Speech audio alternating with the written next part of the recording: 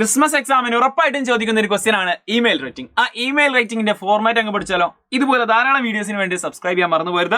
Mega marathon ഉറപ്പായിട്ടും പങ്കെടുക്കാൻ നമുക്ക് അടിപൊളിയായിട്ട് സെറ്റ് ആക്കാം.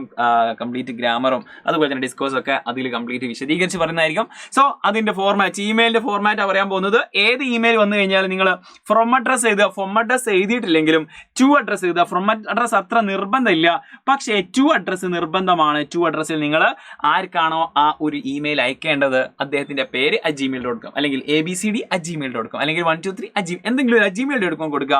എന്നിട്ട് ഈ സബ്ജക്ട് അങ്ങോട്ട് എഴുതി കൊടുക്കുക. സബ്ജക്ട് ആക്ച്വലി നിങ്ങളുടെ ക്വസ്റ്റ്യൻ നന്നായിട്ട് വായിച്ചു കഴിഞ്ഞാൽ അതിൽ നിന്ന് ഈസി ആയിട്ട് നിങ്ങൾക്ക് അതിന്റെ സബ്ജക്ട് കിട്ടും. എന്നിട്ട് സാല്യൂട്ടേഷൻ ഡിയർനോ അല്ലെങ്കിൽ റെസ്പെക്റ്റഡ് സർ അല്ലെങ്കിൽ മാം എന്ന് കൊടുക്കാൻ പറ്റും. കാരണം ഇത് പൊതുവെ ഇമെയിൽ ക്വസ്റ്റ്യൻ ഉണ്ടാവാറുള്ളത് ഒഫീഷ്യൽ ആയിട്ടായിരിക്കും അല്ലെങ്കിൽ ഫോർമൽ ആയിരിക്കും ഉണ്ടാവുക. അതുകൊണ്ട് റെസ്പെക്റ്റഡ് സർ അല്ലെങ്കിൽ ഡിയർ, ഓക്കെ, ഒരു ഇൻഫോർമൽ ആണെങ്കിൽ ഡിയർ എന്ന് പറഞ്ഞ് കൊടുക്കാൻ പറ്റും. അതിന്റെ ബോഡി പാർട്ടിൽ അതിന്റെ എക്സ്പ്ലനേഷൻ കൊടുക്കുക. കൂടുതൽ വളരെ ലെങ്തി ആക്കാൻ പാടില്ല, കാരണം ഇമെയിൽ വളരെ ഒഫീഷ്യൽ ആയിരിക്കും പൊതുവെ ഉണ്ടാവാറുള്ളത്. അപ്പോൾ ഷോർട്ട് ആക്കുക. ആൻഡ് ക്ലോസിംഗ് ചെയ്തതിന് ശേഷം ആ ഒരു സെൻഡ് ചെയ്ത ആളുടെ പേര് അവസാനം എഴുതി കൊടുക്കുക.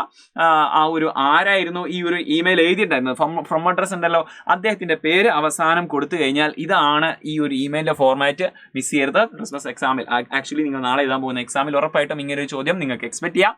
സോ അവിടെ ഈ ഒരു ഫോർമാറ്റ് യൂസ് ചെയ്യുക. നിങ്ങളുടെ അഭിപ്രായങ്ങൾ കമന്റ് ചെയ്യുക. നിങ്ങളുടെ ഫ്രണ്ട്സിന് അയച്ചു കൊടുക്കാൻ മറന്നു പോരുത്. യെസ്, ഇതുപോലെ മറ്റൊരു വീഡിയോ ആയിട്ട് വീണ്ടും കാണാം. Let's see. ബൈ.